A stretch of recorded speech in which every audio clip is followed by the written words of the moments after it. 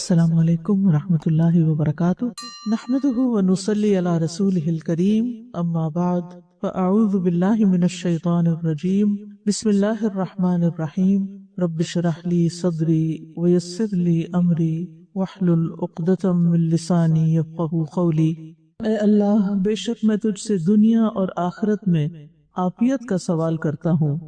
اے اللہ، بے شک میں تجھ سے دنیا اور آخرت میں درگزر اور عافیت کا سوال کرتا ہوں۔ اے اللہ، بے شک تو بہت معاف کرنے والا ہے، معاف کرنا تجھے پسند ہے، بس تو مجھے معاف فرما دے۔ اے اللہ، مجھے بخش دے، مجھ پر رحم فرما، مجھے ہدایت دے، مجھے عافیت سے رکھ اور مجھے رزق عطا فرما۔ اے اللہ، میرے بدن میں مجھے عافیت دے۔ اے اللہ، میری سماعت میں مجھے عافیت دے۔ اے اللہ، میری بصارت میں مجھے عافیت دے، تیرے سوا کوئی الہ نہیں۔ اے اللہ، بے شک میں تیری پناہ مانگتا ہوں، تیری نعمتوں کے زوال سے، تیری عافیت کے بدل جانے سے، تیری سزا کے اچانک وارد ہو جانے سے اور تیری ہر قسم کی ناراضگی سے۔ اے اللہ، بے شک میں آپ سے دنیا اور آخرت میں عافیت مانگتا ہوں۔ اے اللہ، بے شک میں آپ سے درگزر کا اور اپنے دین، دنیا، اہل اور مال کی عافیت کا سوال کرتا ہوں۔ اے اللہ، میرے عیب ڈھانپ دے اور مجھے خوف سے امن دے۔ اے اللہ، میری حفاظت کر، میرے سامنے سے، میرے پیچھے سے، میرے دائیں سے، میرے بائیں سے اور میرے اوپر سے، اور میں پناہ چاہتا ہوں تیری عظمت کے ذریعے اس سے کہ میں نیچے سے ہلاک کیا جاؤں۔ اے اللہ، میرے بدن میں مجھے عافیت دے۔ اے اللہ، میری سماعت میں مجھے عافیت دے۔ اے اللہ، میری بصارت میں مجھے عافیت دے، تیرے سوا کوئی الہ نہیں۔ سنن نبی داؤد نے اس کو روایت کیا ہے۔ عبد الرحمن بن ابی بکرہ سے روایت ہے کہ انہوں نے اپنے والد سے کہا، اے ابا جان، میں آپ کو سنتا ہوں کہ آپ ہر صبح یہ دعا پڑھتے ہیں، اللہم عافنی فی بدنی، اللہم عافنی فی سمعی، اللہم عافنی فی بصری، لا الہ الا انت۔ آپ یہ دعا صبح کو 3 بار پڑھتے ہیں اور شام ہوتی ہے تو 3 بار پڑھتے ہیں۔ تو انہوں نے کہا، بلا شبہ میں نے رسول اللہ صلی اللہ علیہ وسلم کو یہ دعا کرتے ہوئے سنا ہے، تو میں پسند کرتا ہوں کہ میں آپ کی سنت پر عمل کروں، کیونکہ سنت پر عمل کرنے کی اپنی ایک برکت ہوتی ہے۔ اور ایک اور راوی عباس نے اپنی روایت میں کہا کہ اور آپ یہ دعا بھی پڑھتے تھے، یعنی اس دعا کے ساتھ ہی، اللہم انی اعوذ بک من الکفر والفقر، اللہم انی اعوذ بک من عذاب القبر، لا الہ الا انت۔ اے اللہ، میں کفر اور محتاجی سے تیری پناہ چاہتا ہوں۔ یا اللہ، میں قبر کے عذاب سے تیری پناہ چاہتا ہوں، تیرے سوا کوئی معبود نہیں۔ تو ہمارا دین ہمیں صرف دنیا کی نہیں بلکہ آخرت کی عافیت کے بارے میں بھی سبق دیتا ہے۔ تو اس لیے عقل مند وہ ہوتا ہے جو کل کا سامان کر کے رکھتا ہے، آگے کی پلاننگ کر کے رکھتا ہے۔ تو آپ یہ دعا صبح کو 3 بار پڑھتے اور شام کو بھی پڑھتے۔ تو انہوں نے کہا، میں پسند کرتا ہوں کہ رسول اللہ صلی اللہ علیہ وسلم کی سنت پر عمل کروں۔ اس دعا میں اللہ تعالیٰ کو پکارا گیا ہے، اللہم عافنی فی بدنی، اے اللہ مجھے میرے جسم کی بیماریوں اور آفات سے سلامتی عطا فرما۔ اور پھر عافنی فی سمعی و فی بصری، عمومی دعا کے بعد خاص دعا بھی ہے، یعنی جسم کے سارے ہی اعضاء بدن میں شامل ہیں جب ہم کہتے ہیں عافنی فی بدنی، لیکن خاص طور پر سماعت اور بصارت انسان کی زندگی میں بہت اہمیت رکھتے ہیں۔ ویسے تو ہر عضو کی اپنی ایک اہمیت ہے، لیکن ان دو کے بغیر جینے کا مزہ نہیں۔ اور پھر عمومی طور پر جب انسان عمر میں آگے بڑھتا ہے تو جو اعضاء ہیں کمزور ہونے لگتے ہیں، تو سماعت کمزور ہو جاتی ہے، سننے میں مشکل ہوتی ہے، بصارت کمزور ہو جاتی ہے، اور بعض اوقات انسان نابینا تک ہو جاتا ہے۔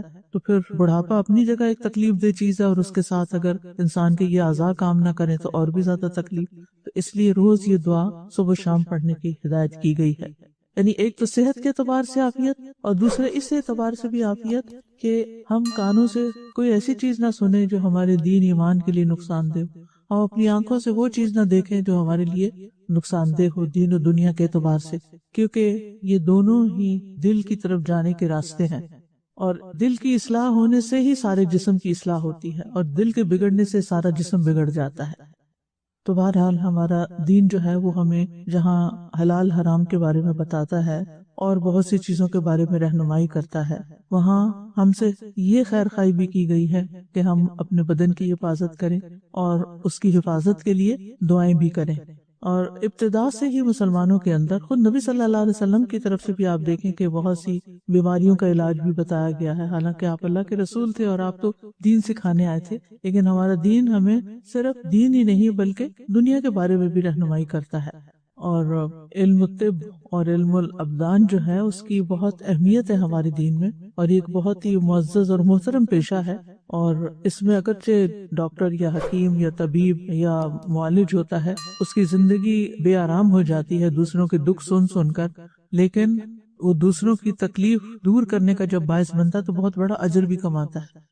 یعنی اگر کسی بیمار کی عیادت کرنے پر اتنی بڑی خوشخبری ہے ایک عام انسان کے لیے، تو ایک ڈاکٹر جو دن رات مریضوں کو دیکھ رہا ہوتا ہے اس کے لیے کتنا بڑا اجر ہو سکتا ہے، لیکن بات پھر نیت کی ہے کہ آپ کس نیت سے مریضوں کو دیکھ رہے ہیں۔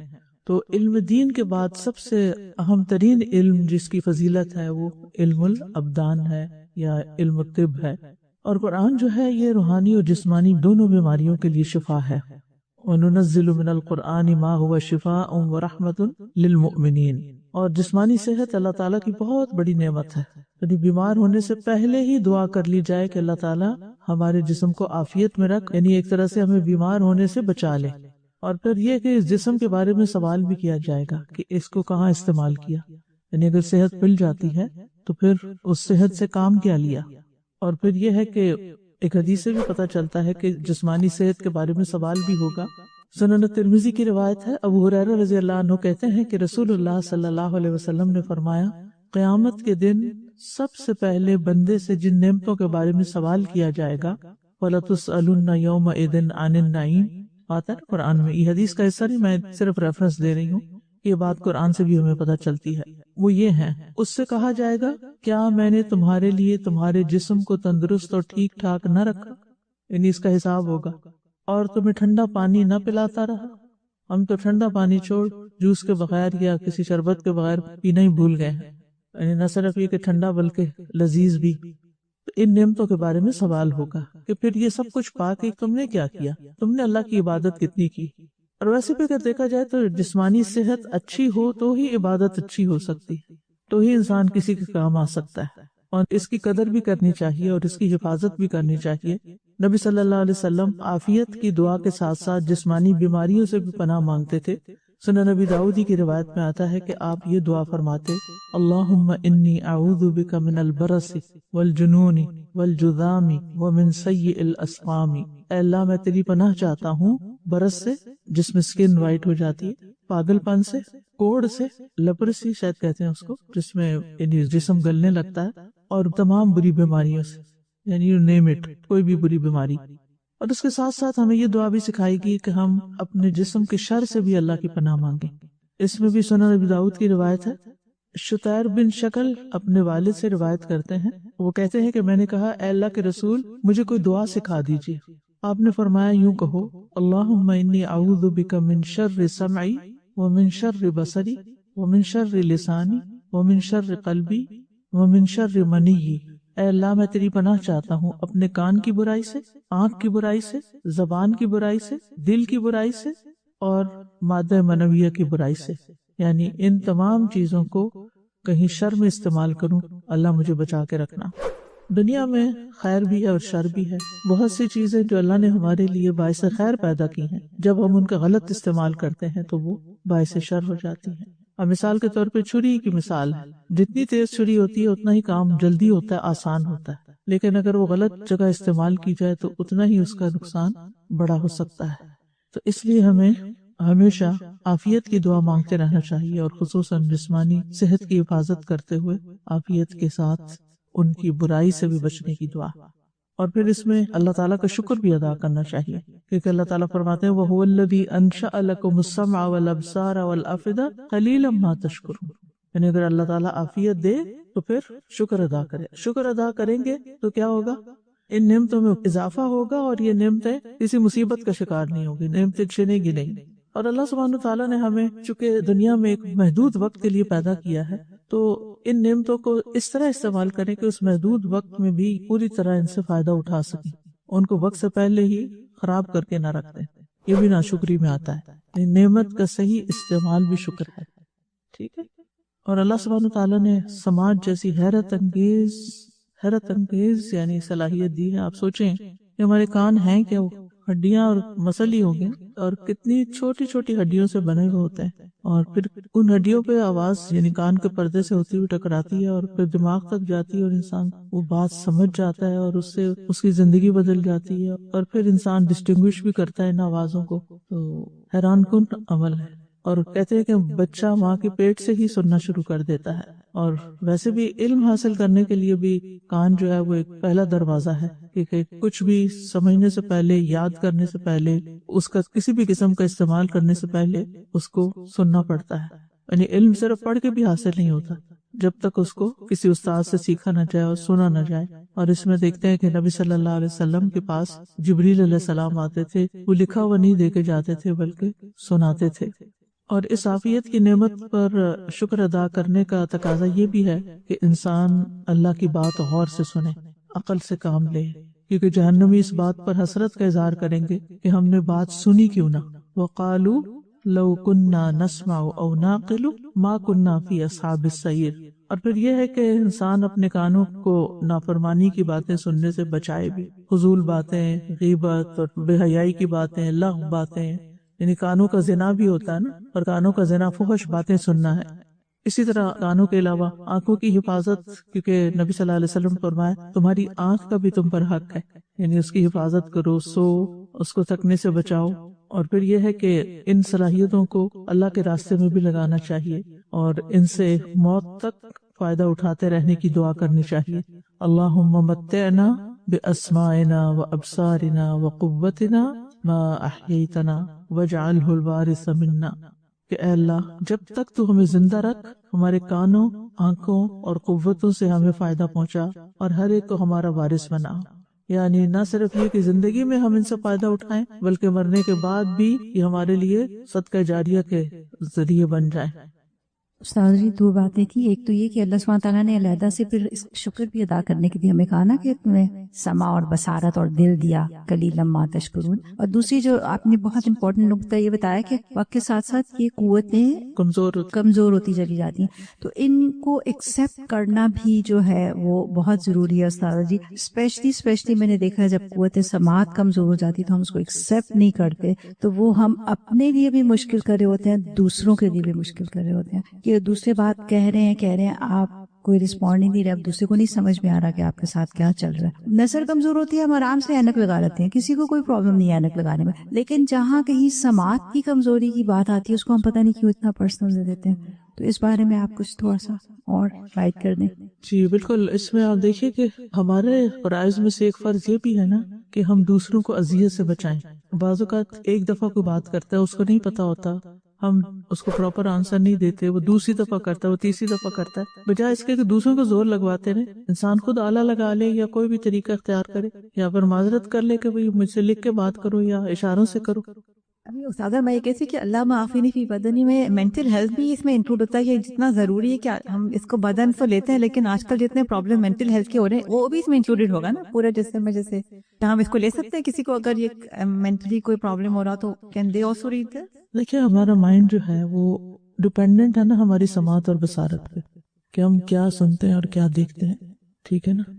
اگر ہم اچھی چیزیں دیکھیں گے تو اس کا ہمارے دل پہ اچھا اثر ہوگا، اور اگر ہم غلط چیزیں دیکھیں گے، جو کچھ ہم دیکھتے ہیں وہ ہمارے اوپر اثر کرتا ہے۔ اور اس میں صرف دیکھنا نہیں، جیسے پڑھنا، آج کل میں ایک کتاب پڑھ رہی ہوں لندن سے اندلس تک، یہ کسی بہن نے مجھے گفٹ دی تھی جب میں یو کے میں تھی، ان کی اپنی لکھی ہوئی کتاب رائٹر کی، تو میں نے کہا کہ انہوں نے دی ہے اتنی محبت سے تو مجھے پڑھنا چاہیے اس کو نا، تو میں روز اس کے 2-3 پیج پڑھ لیتی ہوں۔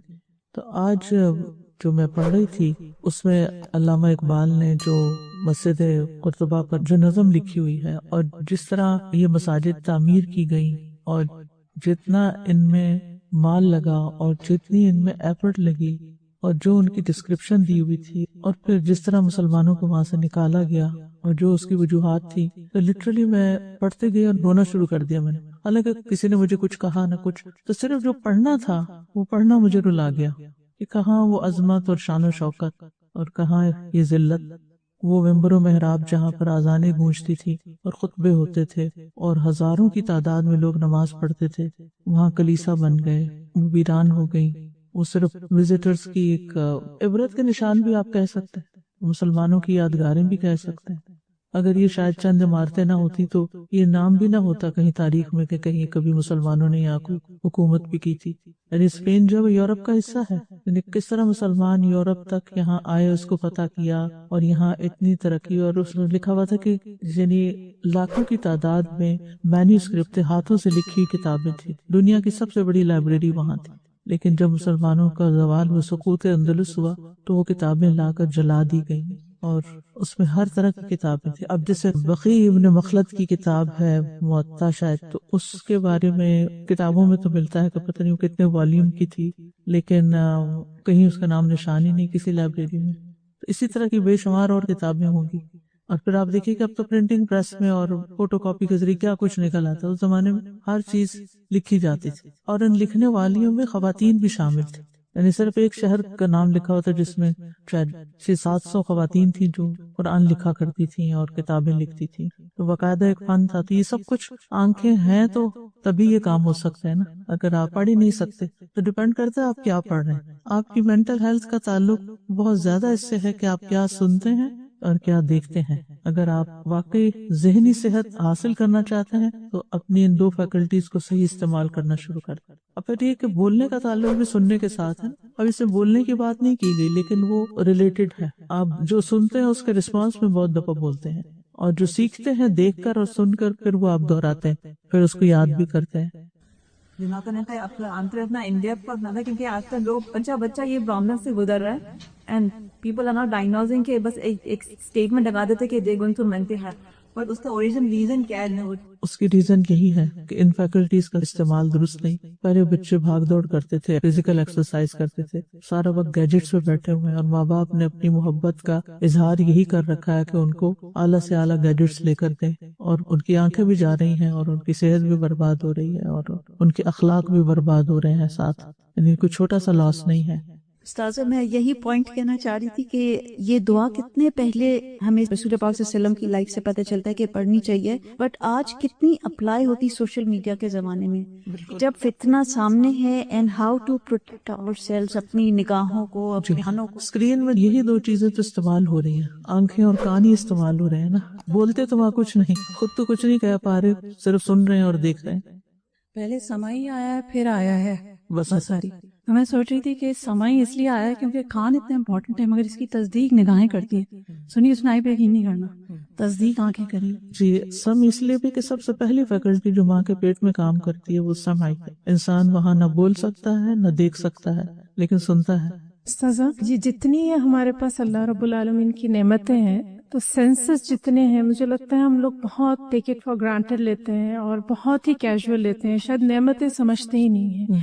میری بیٹی سائیکالوجی کر رہی تھی تو اس کو انٹرنشپ میں جو اسپیشل نیڈ کڈس کے ساتھ کام کرنے کا موقع ملا، تو جب آ کر وہ سناتی تھی تو اس وقت ریئلائز ہو رہا تھا کہ یہ ایک ایک چیز کتنی امپورٹنٹ ہے۔ مطلب چھوٹے چھوٹے بچے ہیں، وہ سن ہی نہیں سکتے، ان کو مطلب کچھ جو بول نہیں سکتے ہیں، اور کچھ بلائنڈ بچے، تو یہ ساری چیزیں جب دعائیں کرتے ہیں تو دل سے دعا نکلنی چاہیے۔ تو جب تک ہم ریئلائز نہیں کریں گے کہ یہ ساری نعمتیں ہیں، وہ دل سے دعا بھی نہیں نکلے گی۔ اور بچوں کو بھی سکھانی چاہیے، چھوٹی چھوٹی دعائیں ہیں، یہ ان کے ساتھ مل کے پڑھنی چاہیے۔ بچوں کو سکھانے کا طریقہ یہی ہے، آئے مل کے پڑھتے ہیں۔ اب الحمدللہ یہ آڈیو میں ان کے پروننسیشن اچھے کر کے ریکارڈ کروا دیے گئے ہیں، اور جو پیرنٹس اس پہ محنت کرتے ہیں۔ کل ہی کسی نے مجھے میسج کیا کہ میری بیٹی یہ جب دعائیں سنتی ہے تو کہتی ہے کہ میں اس لیڈی سے مل سکتی ہوں۔ تو بچوں کے اندر بھی ایک شوق پیدا ہو سکتا ہے۔ اے اللہ، بے شک میں تیری پناہ مانگتا ہوں تیری نعمتوں کے زوال سے، تیری عافیت کے بدل جانے سے، تیری سزا کے اچانک وارد ہو جانے سے، اور تیری ہر قسم کی ناراضگی سے، ہر قسم کی۔ عبداللہ بن عمر رضی اللہ عنہما سے روایت ہے، وہ کہتے ہیں کہ رسول اللہ صلی اللہ علیہ وسلم کی دعاؤں میں سے ایک یہ تھی، اللہم انی اعوذ بک من زوال نعمتک وتحول عافیتک وفجاءۃ نقمتک وجمیع سخطک۔ نبی صلی اللہ علیہ وسلم نے یہاں 4 چیزوں سے پناہ مانگی ہے، دینی اور دنیاوی نعمتوں کے زائل ہونے سے۔ زائل ہونے کا مطلب ہے کہ وہ ضائع ہو جائیں، چلی جائیں۔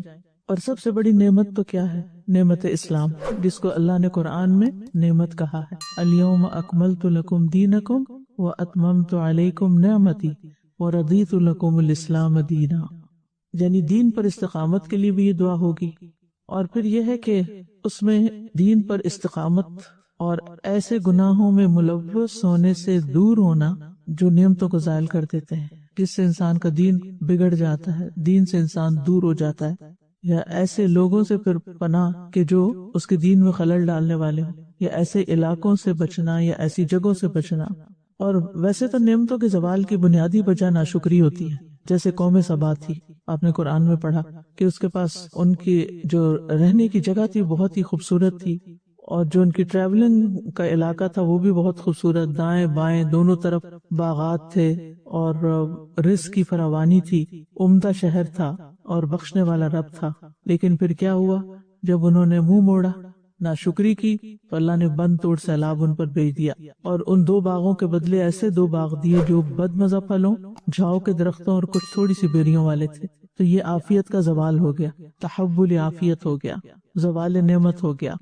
اور اللہ تعالیٰ فرماتے ہیں وَمَزَّقْنَاهُمْ كُلَّ مُمَزَّقٍ، تو ہم نے ہر طرح سے ان کو مکمل طور پر ریزہ ریزہ کر دیا، چورا چورا کر دیا۔ اور جو سیلاب ہوتے ہیں نا، یہ ایسی تباہی لاتے ہیں کہ کچھ بھی نہیں بچتا، ہر چیز وہ بہا کے لے جاتے ہیں، اور کوئی کہیں، اور پھر صرف بہا کے اگر کہیں ایک جگہ چھوڑ دیں تو اور بات۔ وہ ہوتا یہ ہے کہ اس کے ساتھ جو مٹی بھی بہتی ہے، تو وہ چیزیں جو ایک جگہ سے نکلتی ہیں وہ دوسری جگہ جا کر اسی مٹی کے نیچے دفن ہو جاتے ہیں، اور کچھ پتہ نہیں ہوتا کہاں کسی کے نیچے کیا پڑا ہے۔ ابھی ریسنٹلی جو وہ نیر وغیرہ میں جو سیلاب آیا ہوا ہے، اس کے جو حالات آپ کو پتہ چل رہے ہوں گے کہ کس طرح انسان اور بچے اور بڑے اور بوڑھے اور جانور، ساری کی ساری مخلوق جو ہے وہ جو بھی ان علاقوں میں رہتے تھے، ہر چیز بہہ گئی۔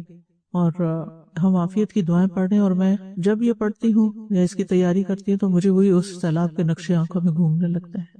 انہوں نے کبھی سوچا بھی نہ ہوگا، کیونکہ ایسے خوبصورت علاقے جو ٹورسٹ ریزورٹس ہوتے ہیں اور لوگ ایک اچھے امن کے ساتھ رہ رہے ہوتے ہیں، کبھی سوچ نہیں سکتے کہ اس طرح بھی ہمارے ساتھ ہو سکتا ہے۔ اور آپ دیکھیں کہ گھروں کے اندر کیا کیا ہوتا ہے، کیسی کیسی چیزیں ہم نے سنبھال کے اور ان کو لاک کر کے رکھا ہوا ہوتا ہے، اور کتنی حفاظت سے اور جمع کر کے رکھا ہوتا ہے۔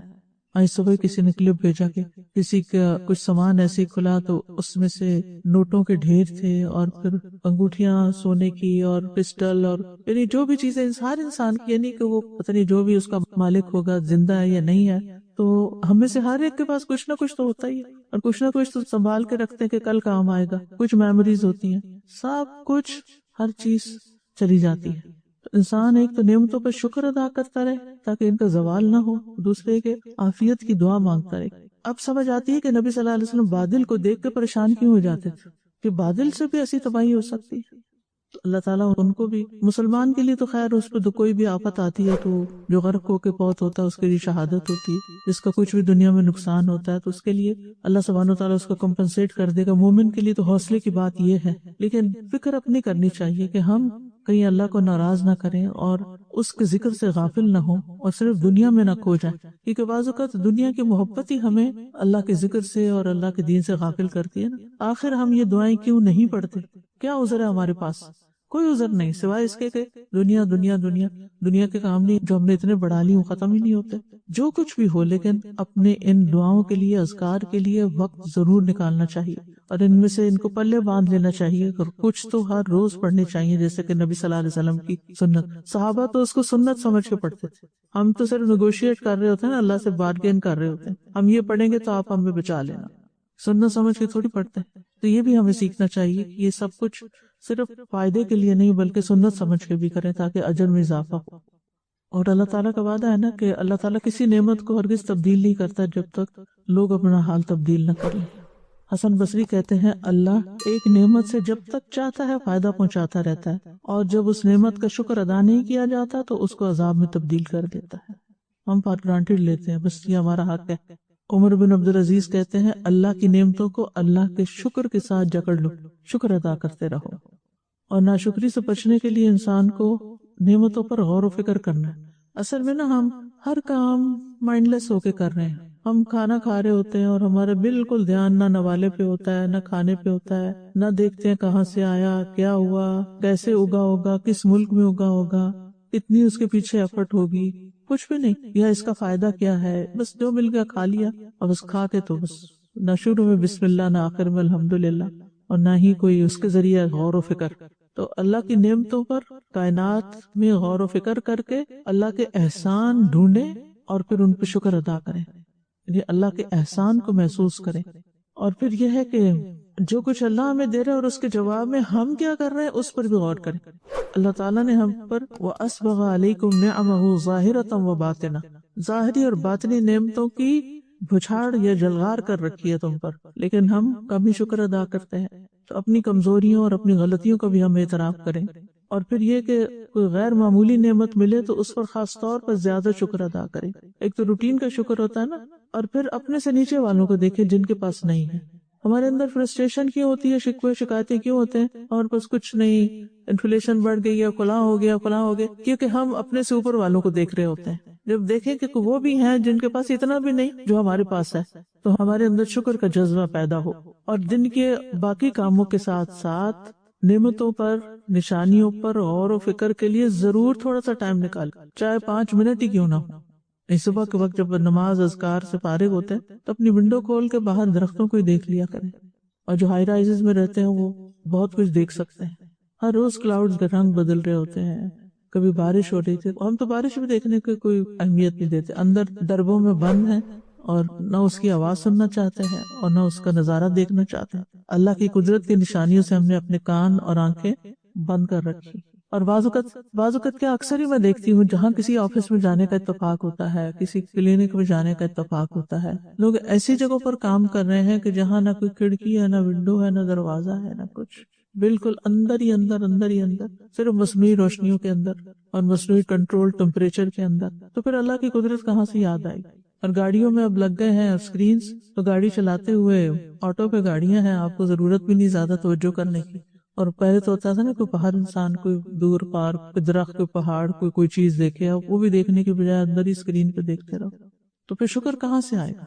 ہمیں جب لوگوں کے کارنامے زیادہ نظر آئیں اور اللہ کی قدرت کی نشانیاں کم دیکھنے کو ملے، تو پھر اللہ کا شکر کہاں سے ادا ہو؟ پھر اسی طرح یہ ہے کہ زوال نعمت کی وجہ اللہ کی نافرمانی بھی ہوتی ہے، نعمت کا مس یوز اور نافرمانی۔ تو اس سے پہلے کہ ریگریٹ کریں ہم قیامت کے دن، یا حسرتا علی ما فرطت فی جنب اللہ، اے افسوس اس کوتاہی پر جو میں نے اللہ کے حق میں کیا، تو آج اپنی کوتاہیوں پر نظر ڈالیں، ہم نعمتوں کو حق سمجھ کے استعمال نہ کریں کہ ہم ڈیزرو کرتے ہیں، ہم کچھ بھی ڈیزرو نہیں کرتے، اور اسی طرح نعمتوں کو معمولی اور حقیر بھی نہ سمجھیں، یہ تو کچھ بھی نہیں، یہ کیا ہے؟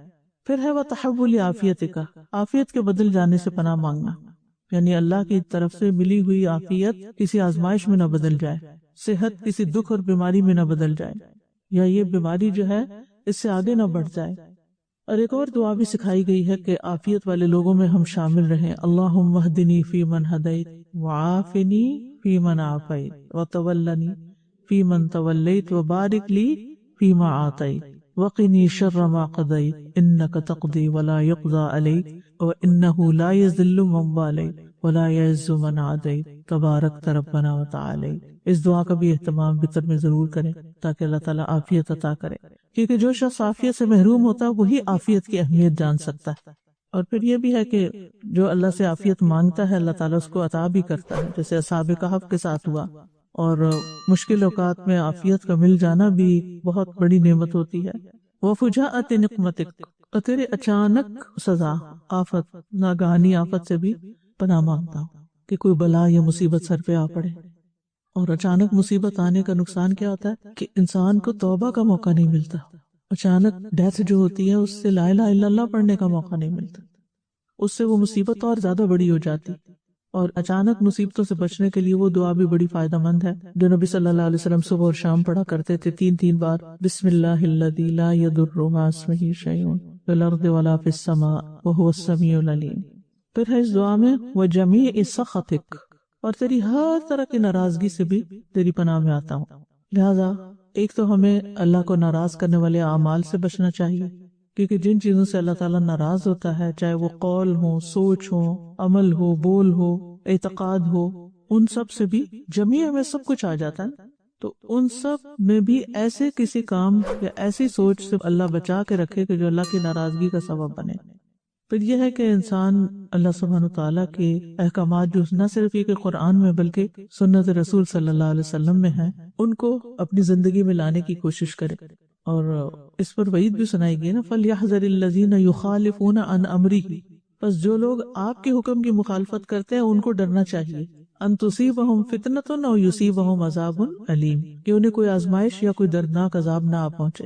تو اس کی بھی بہت ضرورت ہے کہ انسان سنت کی پیروی کرے۔ اب دیکھیے کہ وہ جو آتا نا طلب العلم فریضۃ علی کل مسلم، تو اس میں فریضہ میں ایک تو یہ ہے کہ انسان جو ہے وہ اپنے فرائض کی ادائیگی سے متعلق جتنے علوم ہیں اس کو پتہ ہوں۔ سب سے پہلے تو شہادت ہے، توحید، فَاعْلَمْ أَنَّهُ لَا إِلَهَ إِلَّا اللَّهُ، جان لو کہ اللہ کے سوا کوئی الہ نہیں۔ تو لا الہ الا اللہ کا کیا مطلب ہے؟ یہ ہر مسلمان کو جاننا فرض ہے، یعنی اس میں کوئی چھوٹ نہیں، کیونکہ اللہ نے حکم بھی دیا۔ پھر اس کے بعد عبادات آپ دیکھ لیں، نماز کیسے پڑھ سکتے ہیں آپ جب تک آپ سیکھیں گے نہیں؟ روزہ کیسے رکھ سکتے ہیں؟ حج کیسے کر سکتے ہیں؟ زکوٰۃ کیسے دے سکتے ہیں؟ ان سب چیزوں کے لیے علم حاصل کرنے کی ضرورت ہے۔ پھر حقوق کی ادائیگی، دوسروں کے حق دینا، کس کس کام پہ کیا حق بنتا ہے، یہ حقوق العباد سے متعلق، یہ بھی جب تک نہیں سیکھیں گے۔ پھر آداب ہیں ہمارے دین میں، وہ بھی سیکھنے کی چیز ہے۔ تو ایک تو فرائض کے بارے میں جانے انسان تاکہ ادا کر سکے، دوسرا یہ ہے کہ قرآن مجید کو سمجھتا ہو انسان۔ اللہ نے کتاب گائیڈنس کے لیے بھیجی، یا ایھا الناس کہہ کے خطاب کرتی ہے، تو ہم بھی اس میں شامل ہیں۔ تیسری چیز یہ ہے کہ نبی صلی اللہ علیہ وسلم کو ہمارے لیے ایک معیار یا کرائیٹیریا بتایا گیا ہے، لَقَدْ كَانَ لَكُمْ فِي رَسُولِ اللَّهِ أُسْوَةٌ حَسَنَةٌ۔ تو ہمیں پتہ ہونا چاہیے کہ آپ نے کیسے زندگی بسر کی، کن چیزوں کو دیا، کن سے روکا۔ مَا آتَاكُمُ الرَّسُولُ فَخُذُوهُ وَمَا نَهَاكُمْ عَنْهُ فَانْتَهُوا، جو آپ نے دیا وہ لے لو، جو اس سے روکا رک جاؤ۔ لیکن اگر پتہ ہی نہیں کہ کیا دے رہے ہیں تو کہاں سے لیں گے؟ پھر اسی طرح ظلم جو ہے یہ اللہ کی ناراضگی کا سبب بنتا ہے۔ پھر مکر و فریب، وَالَّذِينَ يَمْكُرُونَ السَّيِّئَاتِ لَهُمْ عَذَابٌ شَدِيدٌ وَمَكْرُ أُولَٰئِكَ هُوَ يَبُورُ، جو لوگ بری چالیں چلتے ہیں ان کے لیے سخت ترین عذاب ہے، اور ان لوگوں کا مکر تباہ و برباد ہو جائے گا۔ پھر اعلانیہ فحاشی، یہ بھی عذاب کا باعث بنتی ہے، ناراضگی کا باعث بنتی ہے۔ پھر نیکی کا حکم نہ دینا اور برائی سے نہ روکنا۔ پھر عبادت سے دوری، ناپ تول میں کمی، لوگوں کو راضی کرنے کے لیے اللہ کی ناراضگی کے کام کرنا۔ حضرت عائشہ کہتی ہے کہ نبی صلی اللہ علیہ وسلم نے فرمایا، جس شخص نے لوگوں کو ناراض کر کے اللہ کو راضی کیا اللہ اسے کافی ہو جائے گا، اور جس نے لوگوں کو راضی کر کے اللہ کو ناراض کیا اللہ اسے لوگوں کے حوالے کر دے گا۔ تو اس سے کیا پتہ چلتا ہے، کیا بات سمجھ آتی ہے؟ اللہ سبحانہ وتعالیٰ فرسٹ، سب سے پہلے وہ۔ تو بہرحال ہمیں اس دعا میں جو سکھائی گئی ہیں چیزیں، ان میں اللہم انی اعوذ بک من زوال نعمت وتحول عافیت وفجاءۃ نقمت وجمیع سخط، یہ چار چیزیں آتی ہیں۔ تو ہمیں اللہ کی ناراضگی کی جگہوں سے بھی دور رہنا ہے، اور پھر یہ ہے کہ اپنے آپ کو اللہ کی پناہ میں دینا ہر شر سے بچنے کے لیے، کیونکہ جب اللہ تعالیٰ کسی بندے سے انتقام لینا چاہتا ہے نا تو اس پہ ایسی مصیبت ڈال دیتا ہے جس سے وہ اکیلے خود تو کیا ساری دنیا میں مل کے اسے ہٹانا چاہے تو نہیں ہٹا سکتی۔ اور پھر اللہ کے نبی نے اللہ کی دی ہوئی عافیت کے پلٹ جانے سے بھی پناہ مانگی ہے کہ کوئی نعمت ملے اور پھر وہ چلی جائے۔ اے اللہ بے شک میں آپ سے دنیا اور آخرت میں عافیت مانگتا ہوں۔ اے اللہ بے شک میں آپ سے درگزر کا اور اپنے دین، دنیا، اہل اور مال کی عافیت کا سوال کرتا ہوں۔ اے اللہ میرے عیب ڈھانپ دے اور مجھے خوف سے امن دے۔ اے اللہ میری حفاظت کر، میرے سامنے سے، میرے پیچھے سے، میرے دائیں سے، میرے بائیں سے اور میرے اوپر سے، اور میں پناہ چاہتا ہوں تیری عظمت کے ذریعے اس سے کہ میں نیچے سے ہلاک کیا جاؤں۔ عبداللہ بن عمر رضی اللہ عنہ سے روایت ہے کہ نبی صلی اللہ علیہ وسلم صبح اور شام ان دعاؤں میں سے کسی دعا کو ترک نہ کرتے تھے، کبھی نہیں چھوڑتے تھے۔ اور اس میں بھی سب سے پہلے عافیت مانگی گئی، یعنی ہر برائی سے سلامتی اور جسمانی صحت، اور پھر عفو مانگا گیا، مغفرت اور درگزر، فی دینی و دنیا، یا دین اور دنیا دونوں میں۔ اور دین میں عافیت کیا ہے کہ انسان کا ایمان سلامت رہے، شکوک و شبہات اس کے اندر نہ آئے، کیونکہ بعض اوقات انسان اچھا بھلا ایک ٹریک پہ چل رہا ہوتا ہے اور اس کا جو ہی ماحول تبدیل ہوتا ہے اس کو کچھ ایسے لوگ ملتے ہیں جو خود وسوسوں کا، شکوک و شبہات کا شکار ہوتے ہیں، وہ اس کے اندر بھی وہ ڈال دیتے ہیں۔ اسی لیے نبی صلی اللہ علیہ وسلم بہت تاکید سے دعا پڑھتے تھے نا، یا مقلب القلوب ثبت قلبی علی دینے، اے دلوں کو الٹ پلٹ کرنے والے میرے دل کو دین پہ جما دے۔ اور ہم سب کو اس کی دعا کرنی چاہیے۔ کبھی یہ نہ سوچے کہ ہم نے قرآن پڑھ لیا اور سمجھ لیا تو اب ہم اسی پہ قائم رہیں گے، نہیں، کچھ پتہ نہیں کون سا خیال شیطان کا وسوسہ آیا، کسی انسان کی کہی ہوئی کو بات ہمارا سارا سکون برباد کر دے۔ کیا ایسا نہیں ہوتا؟ آپ ہنستے کھیلتے اچھے بھلے خوش باش ہوتے ہیں کہ اتنے میں کوئی ایک میسج آپ ایسا پڑھ سن لیتے ہیں کہ آپ کا چین ہی لٹ جاتا ہے۔ ایک بات ہی تو ہوتی ہے بے جان سی لکھی ہوئی، لیکن آپ کو لگتا ہے کہ آپ کو آگ لگا دی کسی نے۔ تو ایسے ہی انسان ایمان کی حالت میں، تقوی کی حالت میں، توکل کی حالت میں بڑے اچھے ایمان کے ساتھ ہوتا ہے، اچانک کوئی ایسی بات، ایسا تانا دے دیتا ہے ان سب چیزوں پر، ایسی بات کر دیتا ہے کہ وہ سبھی کچھ رخصت ہو جاتا ہے اور اس کے بدلے شکوک و شبہات دل میں جنم لینے لگتے ہیں۔ یہ بڑی خطرناک چیز ہے۔ کوئی ایک نیک کام بڑے اچھے سے جذبے کے ساتھ شروع کرتا ہے انسان، اور پھر کوئی اس کو کہہ دیتا ہے یہ تم کیا کر رہے ہو، کوئی فائدہ نہیں اس کے کرنے کا، وہ چھوڑ کے بیٹھ جاتا ہے۔ اور اسی طرح اور بھی کئی فتنے ہوتے ہیں، مختلف چیزیں انسان کے اوپر اثر انداز ہو رہی ہوتی، انسان گھرا ہوا مشکلات کے اندر۔ تو اس لیے دین کے معاملے میں عفو اور عافیت، عفو تو یہ کہ اللہ جو غلطیاں ہمیں معاف کر دینا، اور عافیت یہ ہے کہ آپ اس کو قائم رکھنا، ہمارا دین سلامت رہے۔ اور دنیا میں عافیت سے مراد جسمانی صحت ہے، ہر طرح کی سلامتی ہے۔ وہ اہلی و مالی، اہل سے مراد بیوی، اپنی اولاد اور اپنے رشتہ دار، یہ سب یعنی خاندان اس میں آ جاتا ہے کہ انسان اس بات کی دعا کرے کہ اللہ تعالیٰ ان کی طرف سے کسی فتنے سے مجھے بچانا، کہ مال اور اولاد بھی فتنہ ہے، ازواج بھی فتنہ ہے، یا یہ مانا کہ انہیں ہر شر سے عافیت عطا کر، ٹھیک، یعنی میرے اہل میں عافیت رکھ کہ وہ میرے لیے کوئی آزمائش نہ بنے، اور ان کی حفاظت کر کہ یہ دین کے رستے سے نہ ہٹیں۔ اور مال میں عافیت کیا ہے کہ مجھے مال کے فتنے سے بچا کے رکھنا، مال ہو لیکن وہ میرے لیے سب سے بڑا ہم و غم نہ ہو۔ وَلَا تَجْعَلِ الدُّنْيَا أَكْبَرَ هَمِّنَا وَلَا مَبْلَغَ عِلْمِنَا، کیونکہ بعض لوگوں کے لیے سب سے بڑا ہم و غم مال ہی بن جاتا ہے، ہو تب بھی نہ ہو تب بھی۔ پھر اللہم استر عوراتی، عورہ جو ہے حصی یا معنوی طور پر جس چیز کو چھپایا جائے، جیسے بدن وغیرہ، یہ حصی عورہ ہے، اور معنوی عورہ جیسے گناہ چھپائے جائیں۔ اور اللہم استر عورتی یعنی اللہ میرے سطر کی حفاظت کر، حصی بھی اور معنوی بھی، میرے وہ عیب جن کو لوگوں میں نشر کرنا مجھے تکلیف دیتا ہو ان کو چھپا کے رکھ۔ اور یہ اللہ کا فضل ہے کہ اللہ نے ہم سب کے عیبوں پہ پردہ ڈالا ہوا ہے، اور اس کی دعا بھی کرتے رہنا چاہیے کہ اللہ تعالیٰ مرتے دم تک تو ہمارے عیب بس چھپا کے رکھ، جو ہم نے زندگی میں گناہ کیے، برے کام کیے، اللہ تو ان سے ہمیں بچا کے رکھ۔ اور جو دوسروں کے عیب دنیا میں چھپاتا ہے، آخرت میں اس کے عیب چھپائے جاتے ہیں۔ اور اب تو یہ ہو گیا ہے کہ لوگ دوسروں کی غلط ویڈیو بنا لیتے ہیں اور پھر ان کو بلیک میل کرتے ہیں اور ان کو بدنام کرتے ہیں، یعنی کوئی بھی ایسی چیز، اور کچھ نہیں، کسی کی اچھی گاڑی دیکھی، حسد ہوا، جا کے چابی مار دی اس کو، کہیں خاموشی سے پتہ ہی نہیں چلے کسی کو، اور اسی طرح کی غلط حرکتیں۔ تو اس لیے یہ دعا کرنی چاہیے کہ اللہ تعالیٰ ہمارے عیبوں کو بھی چھپائے آخرت کے دن، اور دنیا میں ہم دوسروں کے عیب نہ صرف یہ کہ چھپائیں بلکہ ان کو ڈھانپے بھی اور عیبدار نہ کریں۔ عام طور پر کچھ لوگوں کی عادت ہوتی ہے ہر وقت دوسروں کی خرابیاں بیان کرتے ہیں، اس کی کیا وجہ ہوتی ہے؟ بعض اوقات ان کے اندر کوئی فرسٹریشن ہوتی ہے، کوئی غصہ ہوتا ہے، کبھی اپنی نیکی کا تکبر اور غرور ہوتا ہے کہ ہم تو یہ نہیں کر رہے، اپنی کسی عبادت یا نیکی پہ ناز ہوتا ہے، اور پھر یہ ہے کہ بعض اوقات انسان ماحول سے متاثر ہو جاتا ہے، کوئی کر رہا ہے تو وہ بھی ساتھ شریک ہو جائے گا، اور بعض اوقات حسد ہوتا ہے کسی سے، اس لیے اس کی برائی کی جاتی، اور بعض اوقات صرف محفل کی جان بننے کے لیے لوگوں کے ایپ نشر کرنے شروع کر دیتے ہیں لوگ، اٹینشن سیکرز۔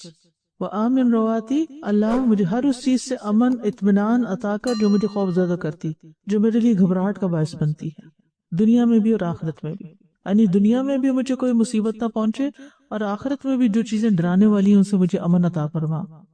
اور امن پانے کے لیے اللہ کا ولی ہونا ضروری ہے۔ الذین آمنوا وکانوا یتقون، فرائض ادا کرنا، اللہ کے راستے میں خرچ کرنا، اپنی اصلاح کرنا، استقامت اختیار کرنا، شرک اور نافرمانیوں سے توبہ کرنا، تسبیحات کی کثرت۔ نبی صلی اللہ علیہ وسلم نے فرمایا جو اپنے مال کو خرچ کرنے سے بچائے اور دشمن سے مقابلہ کرنے سے ڈرے اور رات سے خوف کھائے کہ وہ اس کو پریشان کرے گی، تو وہ اس قول کی کثرت کر دے، سبحان اللہ والحمد للہ ولا الہ الا اللہ واللہ اکبر۔ پھر اللہم احفظنی من بین یدی ومن خلفی وعن یمینی وعن شمالی، ہر سمت سے حفاظت، یعنی دائیں بائیں آگے پیچھے سب جگہ حفاظت۔ وَأَعُوذُ بِعَظَمَتِكَ أَن نُغْتَالَ مِن تَحْتِي، اور میں تیری عظمت اور تیری قوت اور تیری طاقت کے ساتھ حفاظت طلب کرتا ہوں، کس سے؟ آپ کی عظمت کا وسیلہ دیتے ہوئے، ان اغتال، اغتال کہتے ہیں خفیہ طریقے سے پکڑنا جس سے انسان ہلاک ہو جائے، اور بعض اہل علم کہتے ہیں اس سے مراد خسف ہے، یعنی زمین میں دھنسنا۔ اگر دیکھا جائے تو جتنے بھی شر ہے نا ان 6 طرف سے آتے ہیں، تو اللہ تعالیٰ سے جب ہم یہ دعا مانگ لیتے ہیں تو 6 طرف سے محفوظ ہو جاتے ہیں۔ اور ویسے بھی دین و دنیا دونوں کی عافیت چاہیے انسان کو، صرف ایک جگہ عافیت ہونا کافی نہیں۔ اور پھر یہ بھی ہے کہ بعض لوگ عافیت کا صحیح معنی نہیں سمجھتے، اور نہ سمجھنے کی وجہ سے وہ دوسروں کے ساتھ خیرخواہی نہیں کرتے۔ تو اللہ سبحانہ تعالیٰ سے دعا ہے کہ وہ ہمیں اپنی بھی فکر کرنے کی توفیق دے، اور اس کے ساتھ جو ہمارے حلقہ احباب کے جتنے بھی لوگ ہیں۔ چلیے آج کے لیے اتنے کافی ہے۔ وآخر دعوانا ان الحمد للہ رب العالمین۔ سبحانک اللہم وبحمدک، اشہد ان لا الہ الا انت، استغفرک واتوب الیک۔ السلام علیکم ورحمۃ اللہ وبرکاتہ۔ السلام علیکم ورحمۃ اللہ وبرکاتہ۔ نحمدہ ونصلی علی رسولہ الکریم، اما بعد فاعوذ باللہ من الشیطان الرجیم، بسم اللہ الرحمن الرحیم۔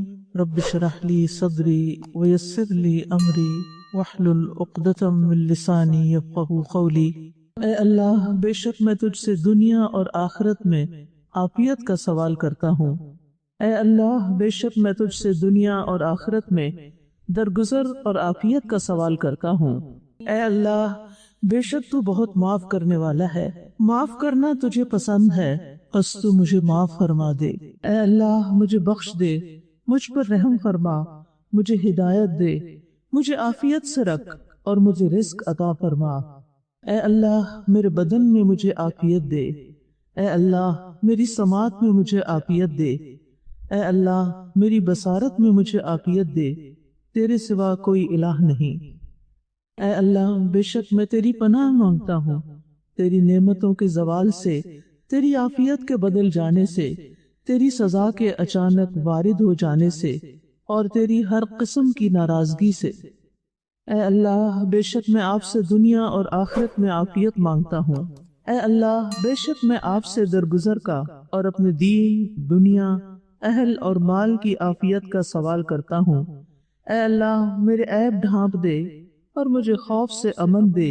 اے اللہ، میری حفاظت کر، میرے سامنے سے، میرے پیچھے سے، میرے دائیں سے، میرے بائیں سے اور میرے اوپر سے، اور میں پناہ چاہتا ہوں تیری عظمت کے ذریعے اس سے کہ میں نیچے سے ہلاک کیا جاؤں۔ اے اللہ، میرے بدن میں مجھے عافیت دے۔ اے اللہ، میری سماعت میں مجھے عافیت دے۔ اے اللہ، میری بصارت میں مجھے عافیت دے، تیرے سوا کوئی الہ نہیں۔ سنن نبی داؤد نے اس کو روایت کیا ہے۔ عبد الرحمن بن ابی بکرہ سے روایت ہے کہ انہوں نے اپنے والد سے کہا، ابا جان، میں آپ کو سنتا ہوں کہ آپ ہر صبح یہ دعا پڑھتے ہیں، اللہم عافنی فی بدنی، اللہم عافنی فی سمعی، اللہم عافنی فی بصری، لا الہ الا انت۔ آپ یہ دعا صبح کو 3 بار پڑھتے ہیں اور شام ہوتی ہے تو 3 بار پڑھتے ہیں۔ تو انہوں نے کہا، بلا شبہ میں نے رسول اللہ صلی اللہ علیہ وسلم کو یہ دعا کرتے ہوئے سنا ہے، تو میں پسند کرتا ہوں کہ میں آپ کی سنت پر عمل کروں، کیونکہ سنت پر عمل کرنے کی اپنی ایک برکت ہوتی ہے۔ اور ایک اور راوی عباس نے اپنی روایت میں کہا کہ اور آپ یہ دعا بھی پڑھتے تھے، یعنی اس دعا کے ساتھ ہی، اللہم انی اعوذ بک من الکفر والفقر